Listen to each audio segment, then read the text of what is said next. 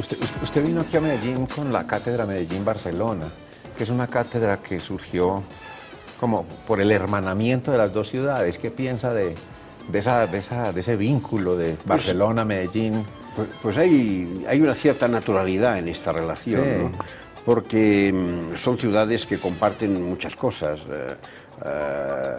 Son las capitales de una región, en el caso de Medellín, una nación, en el caso de Cataluña, que son los motores económicos importantes del país, en Colombia y España. Son dos ciudades con una gran conciencia de capital, pero sin tener un Estado propio, digamos. Son dos ciudades que siempre han vivido, digamos, con una mirada entre temerosa y displicente respecto de la capital, de Bogotá o de Madrid. Bueno, no sé, hay muchas razones, creo, que hacen que tenga una cierta naturalidad que Barcelona y Medellín tengan relaciones estrechas. En el caso de España, ¿quién le teme a quién? ¿Madrid o Barcelona? Y yo creo la verdad que Madrid han acumulado tantos años de experiencia del poder, saben tanto de este oficio, que en el fondo nos ven a los catalanes como unos pardillos que gritamos mucho, pero que, digamos, bajamos velas, como se dice por allí, muy rápidamente. ¿Y le gusta el fútbol? Sí, sí, pero no soy del Barça. No es de... Lo avanzo rápidamente, porque ya sé que en este momento es una especie de sacrilegio universal hablar mal del Barça, ¿no? Por tanto, en fin. Muy bien. Pero vaya, a mí todas las religiones me ponen muy incómodo y la del Barça también. No es la única. Eso se lo entiendo porque por ahí leí algo sobre eso suyo. Bien, estamos de nuevo en la entrevista de la calle de Telemedellín, de nuevo con Josep Ramoneda, periodista, filósofo, escritor catalán, quien ha venido a Medellín invitado por la cátedra Medellín-Barcelona, con un tema bien especial, en torno del cual ha habido otros temas, pero ese es el tema central, contra la indiferencia, muy a propósito de su último libro publicado en 2010. La entrevista de la calle, seguimos pues con él, habíamos prometido que vamos a hablar de esa indiferencia y de indignación, y cómo entender ese movimiento de los indignados. Ya seguimos entonces aquí en Telemedellín, la entrevista de la calle.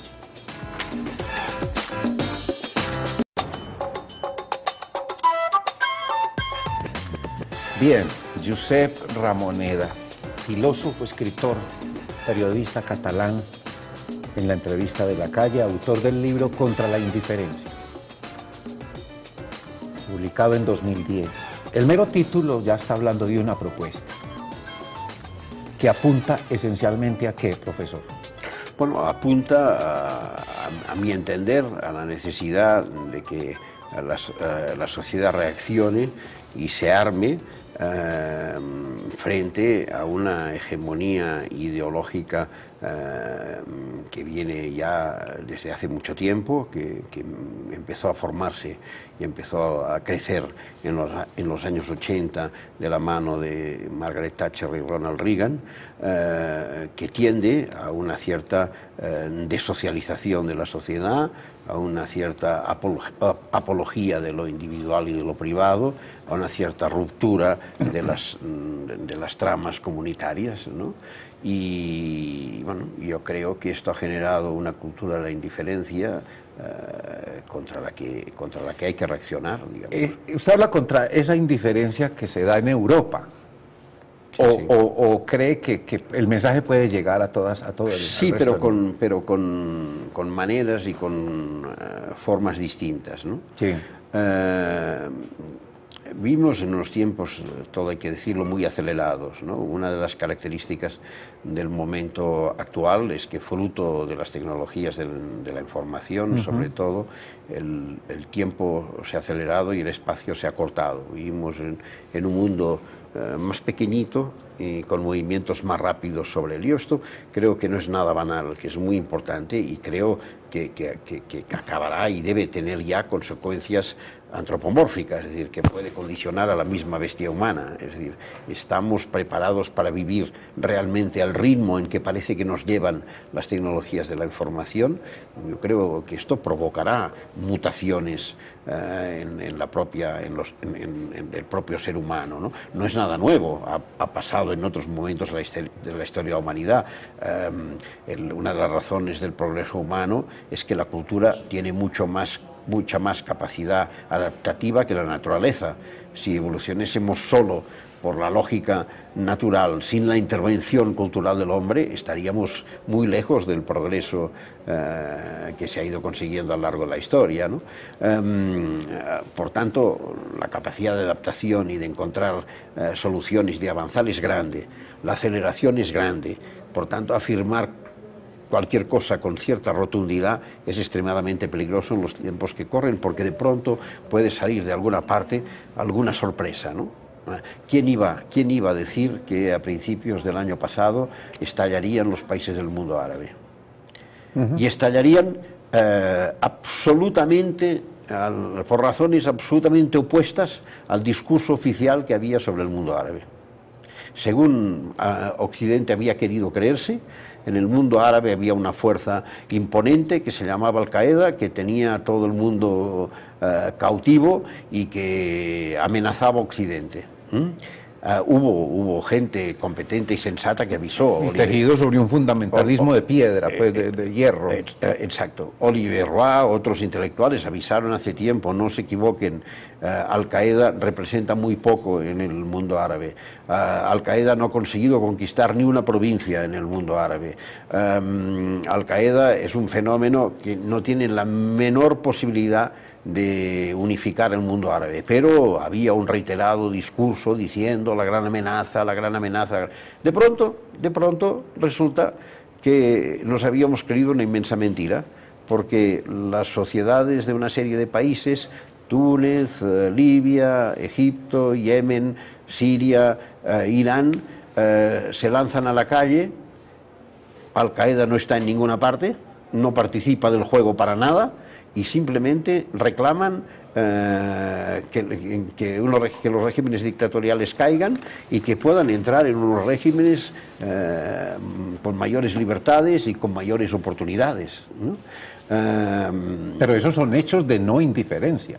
Por eso, pues es que la indiferencia, por eso digo que la indiferencia no está en los países árabes, ni está probablemente en América Latina, lo sabéis mucho mejor vosotros que yo.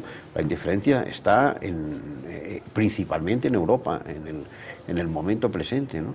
Pero uno se pregunta, porque es que nosotros aquí hemos luchado y hay muchos discursos y hay canciones contra la indiferencia, bueno, por los procesos históricos que hemos vivido aquí. América Latina ha vivido dictaduras terribles. Cada país tiene su propia historia. Colombia no las ha vivido, pero sí tiene unos fenómenos de violencia muy duros. El factor principal... Uno dice, entonces, ¿cuál es la indiferencia de Europa? El principal alimento de la indiferencia es el miedo. Esto no hay ninguna duda. Entonces puede haber, digamos, un miedo autogenerado por la propia sociedad o un miedo, digamos, que le cae encima a la sociedad, ¿no? En Europa ha habido una cierta autogeneración de miedo, un paulatino desentendimiento de la cosa pública, una proyección cada vez más grande en la lógica del consumo, una ruptura de los vínculos sociales, etc. Pero miedo en otros países, el miedo a perder, en Europa el miedo es el miedo a perder lo adquirido, el miedo a perder posición. Claro. Las clases medias europeas, a partir de un momento dado, entendieron que, digamos, su situación estaba consolidada y que ya difícilmente volverían a ver el abismo, digamos. Y de pronto se han encontrado en que gente como ellos empezaban a caer en la marginación. Y de pronto se han encontrado que aquello que pensaban que no podía volver, pues sí, podía volver.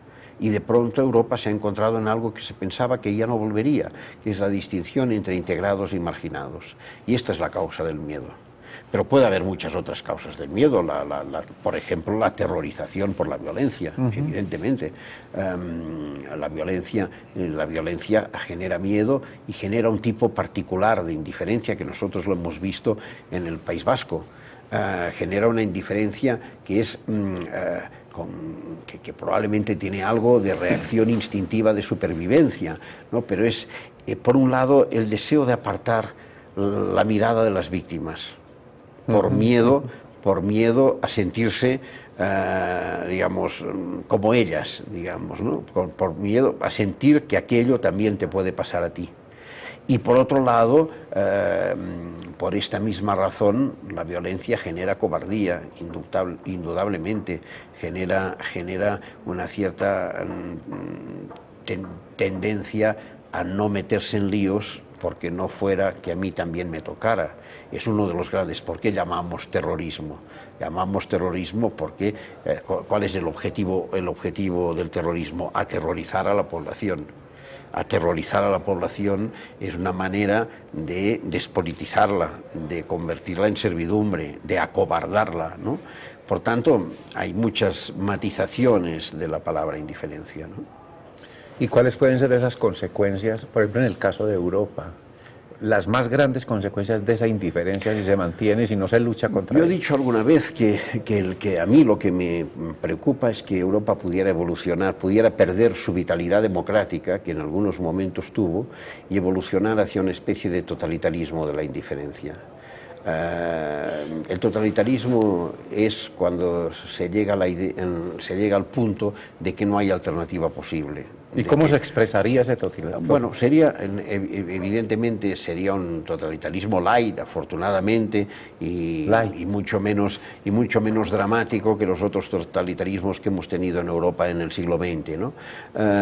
Precisamente por esta capacidad, esta gran capacidad que tiene el capitalismo de integración y de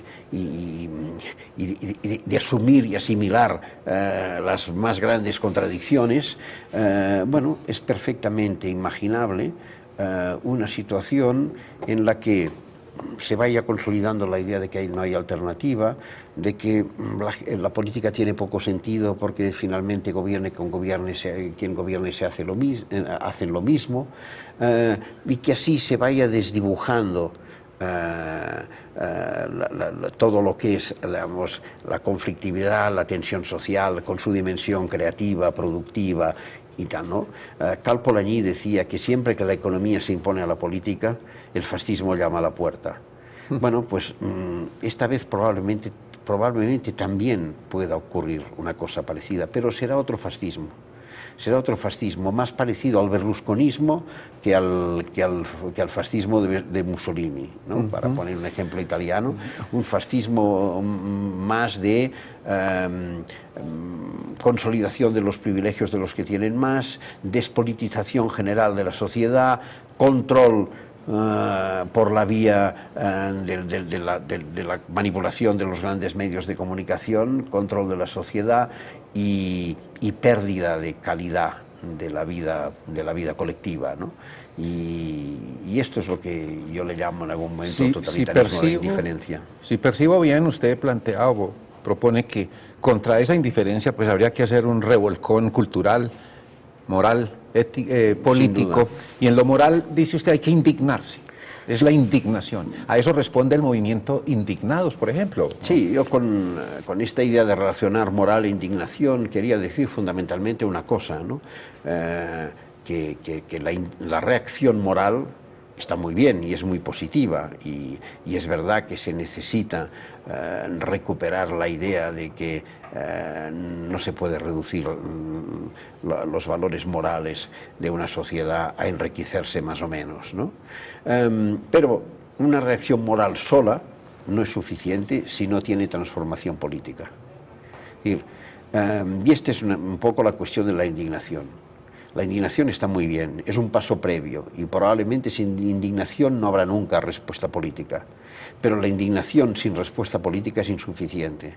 En Europa llevamos ya mucho tiempo con grandes indignaciones morales sin traducción política alguna. de pronto la gente sale a la calle, mucha más gente de lo que uno podía imaginarse, ¿no? El entierro de Lady Di. El entierro de Lady Di fue en el fondo un gran gesto de indignación moral contra la frialdad, contra la dureza, contra la inhumanidad de la monarquía británica. Se esfumó con la misma velocidad con que subió, y la monarquía británica está vivita y coleando como siempre, ¿no? Las grandes movilizaciones sobre la guerra de Irak, una gran reacción de indignación moral. En España tuvimos la suerte de que por lo menos de rebote sirvieron para que se retiraran las tropas de Irak, pero las tropas de Irak, las tropas españolas en Irak eran miseria, eran irrelevantes, digamos, ¿no?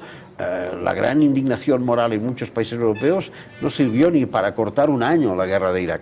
Ha durado un montón de tiempo y ha acabado catastróficamente. Los indignados responden un poco a este mismo plano, ¿no?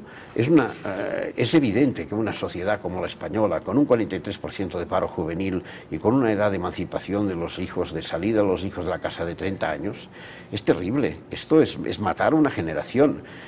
Lo extraño no es que salieran a la calle, sino que no hubiesen salido mucho antes, ¿no? Pero bueno, finalmente salen, expresan un estado de indignación. Es muy curioso, yo no conozco unas movilizaciones sociales que hayan tenido tanto reconocimiento como estas. Las encuestas de opinión, el 80% de los españoles demuestra una opinión favorable y expresa simpatía en relación con los indignados. Incluso un 66% de los electores del Partido Popular. Pero ¿qué le falta a eso? Una vez, transformación política. Transformación política implica transformación del poder mismo. Claro, es decir, falta convertirlo en un proyecto reformista que, sin pretender hacer la revolución, que no parece que se den condiciones para revoluciones en la Europa actual, sí que sea capaz de erosionar sistemas muy consolidados de poder, desde los poderes corporativos hasta todos los poderes que, digamos, que medran, condicionan y las instituciones y desdibujan la democracia, ¿no? Y esto es lo que en este momento no se ve, entre otras cosas porque la izquierda está desaparecida. La izquierda en Europa no sabe, no contesta. Y este es uno de los problemas que impiden la transformación política. El poder, ese poder del que usted está hablando ahora, es portador del mal. ¿Por qué se lo pregunto? Pero no vi una entrevista sí. que le hicieron a usted, una entrevista de radio transcrita a internet de un señor José Cepeda, le hizo, y ahí hablaron de eso. Y usted le decía, en esa mencionada entrevista de radio, usted afirma que el mal es una cosa muy sencilla y muy sencilla de denunciar, es el abuso de poder. Es algo tan simple como el abuso de poder, y agrega, cualquier experiencia de mal es una experiencia que se funda en el abuso de poder. Sí, yo en mi libro Contra la indiferencia hay una parte de aforismos y de definiciones, ¿no? Y uno de los aforismos es el mal es el abuso de poder. Y cuando digo abuso de poder, no estoy hablando solamente del poder político, hablo del poder económico, hablo del poder político, hablo del poder cultural, sí, hablo del poder personal. Sí, es decir, si un marido pega a la mujer, esto es un abuso de poder. Sí, eso es claro en el contexto un abuso de poder suyo, ¿no? Sí. Por tanto, sí, para mí el mal existe, y el mal es el abuso de poder en este sentido amplio, no solo del poder político, de todas las formas de poder. Y las relaciones humanas están montadas sobre relaciones. En el fondo, una sociedad es un inmenso mapa, una inmensa cartografía de relaciones de poder, porque en el momento en que dos personas se ponen en relación, y hay como que no son iguales, y hay una diferencia de potencial, y por tanto hay poder. Más igual o más desigual. Pero pensando siempre en el poder político, ¿en qué se ve ese mal del abuso del poder político? Pues se ve sobre todo cuando el poder político, depende también de las situaciones, siempre que el poder político humilla a los ciudadanos, está abusando de poder. Este es el principio. ¿Y los humilla la cómo? humillación puede pasar de muchas maneras. La humillación puede pasar con la violencia, o la humillación puede pasar por mecanismos burocráticos ofensivos, puede pasar por vías de reducción de servicios y de derechos absolutamente injustificados, etcétera, etcétera. Puede pasar por muchas vías, ¿no? Pero cualquier forma de abuso de poder sí es el mal. Y yo creo que uno de los grandes problemas del pensamiento ilustrado, uno de los grandes problemas del racionalismo moderno, es haber negado la cuestión del mal. Eso que usted está diciendo lo identifica uno en poderes, en abusos de poder político en esta región latinoamericana. Por supuesto. ¿Y la reacción cuál debería ser? Otro movimiento indignado. Y en grandes dimensiones. Latinoamericano. Bueno, la reacción empieza por la indignación, pero es necesario que se convierta en algo más, porque si no tiene transformación política, y ya lo hemos visto con los indignados, se ha agotado muy deprisa. Profesor, usted habla de esa transformación. ¿Cómo hacerla? ¿Cómo proponer eso? ¿Cómo hacerla? Sí, ese es lo más complicado. Por supuesto, ahí está el problema, sí, seguramente. Porque salir a protestar y a marchar es fácil. Seguramente que si supiera la solución, la publicaría mañana y me darían el premio Nobel, digamos. Sí, o no me darían el premio Nobel. Pero algunas ideas tiene que haber sobre eso. No, es decir, para mí la idea fundamental es que hay que recuperar una cosa esencial, que es el pensamiento crítico. Y desde la parte de las cosas que yo puedo hacer y aportar, esta es unas pocas cosas en las que puedo poner mi granito de arena, ¿no? Hay que recuperar el pensamiento crítico, hay que hacer que la gente no trague los lugares comunes que se le imponen de una manera automática, ¿no? Y esto es lo que está muy lejos, porque al revés, cada vez los grandes tópicos que generan las hegemonías políticas y económicas son más asimilados por la ciudadanía, ¿no? Cada vez, bueno, sí, claro, debe ser verdad, ¿no?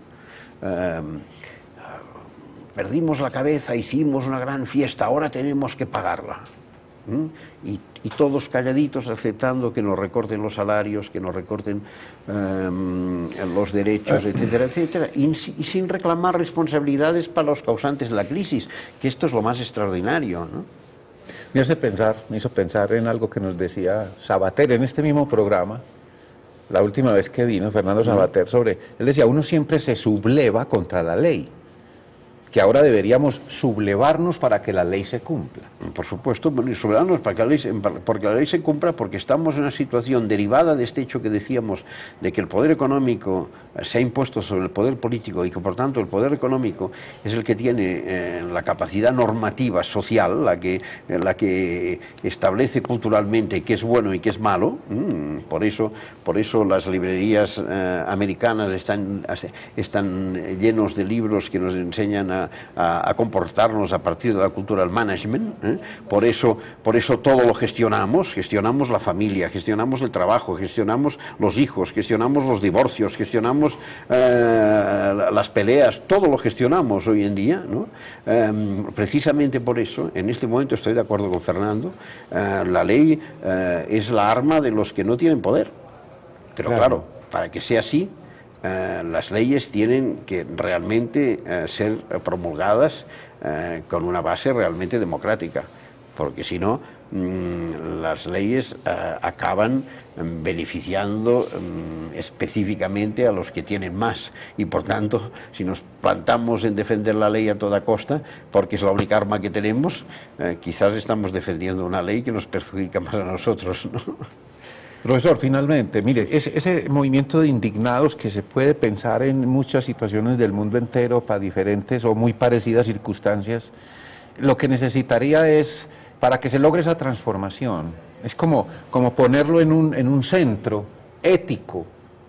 Sí, pero sobre todo, yo para mí, insisto, es muy importante la dimensión política de la cuestión. Es decir, indignados son los españoles de la Puerta del Sol, o los españoles de Plaza Cataluña, o los de Wall Street, o tal. Pero también indignados son los de la Plaza Tahrir de Egipto y los de Túnez, y con una diferencia. Estos sí que tienen proyecto político, los otros no.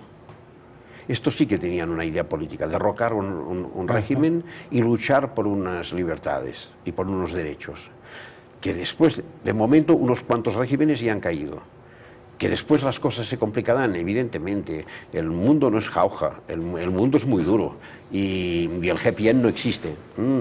Hubo un extraño momento cuando éramos jóvenes que llegamos a creer que el happy end existía, que es el momento en que coincidieron por unos días en la escena pública Juan XXIII, Khrushchev, Kennedy y Fidel Castro, ¿no? Después resultó que nunca estuvo cerca el happy end, porque el problema que quizás los hacía simpáticos es que los cuatro eran bastante torpes, digamos, ¿no? Pero en aquel momento hubo la fantasía del happy end. Ya no caeremos nunca más en esta trampa. El happy end no existe. La vida es muy dura, es muy complicada. Sí, después del gran entusiasmo, después de la revuelta, viene el día después. Siempre hay un día después. Siempre hay un Napoleón que viene a poner orden, ¿no? Y sí, las primaveras árabes han hecho caer regímenes, y después todas las cosas son mucho más complicadas. La alegría de ver caer la escultura del dictador siempre tiene un día después. Nunca sigue el paraíso. Esto ya tenemos suficientemente historia como para haberlo aprendido, ¿no? Pero bueno, ahora es que se trata de luchar en estas dificultades y de intentar que en estas dificultades se vayan consolidando unos regímenes y unas sociedades más equitativas en los países árabes. En el caso de los indignados europeos, no hay esta perspectiva política, no hay perspectiva política. Y a mí me preocupó extraordinariamente lo que pasó en Londres el verano pasado, que ya no había ni siquiera confrontación con el Estado. Las manifestaciones radicales, las manifestaciones de las periferias urbanas francesas que tanto revuelo provocaron hace 4 o 5 años, los jóvenes se confrontaban con la policía, que es el último representante del Estado que tiene delante un marginado, es la policía. En Londres no se peleaban con la policía, atacaban directamente los supermercados para conseguir productos de consumo. ¿Y en Roma? Esto sí que es alarmante. Esto sí que es alarmante, porque la política ya no se tiene en consideración, el Estado ya no se tiene en consideración ni siquiera como enemigo. Profesor Josep Ramoneda, gracias por sus palabras que sin duda nos ayudan a ver mejor. No, muchas gracias por haberme invitado y por haber podido hablar un ratito. Y volverá a Medellín. Oh, seguro, ¿no? De esto hay pocas cosas de las que no se pueda dudar en la vida, ¿no? Pero de esta no dudo, volverá a Medellín, seguro. El filósofo, escritor, periodista catalán Josep Ramoneda, muchas gracias a ustedes también en la entrevista de la calle de Telemedellín aquí. Ustedes.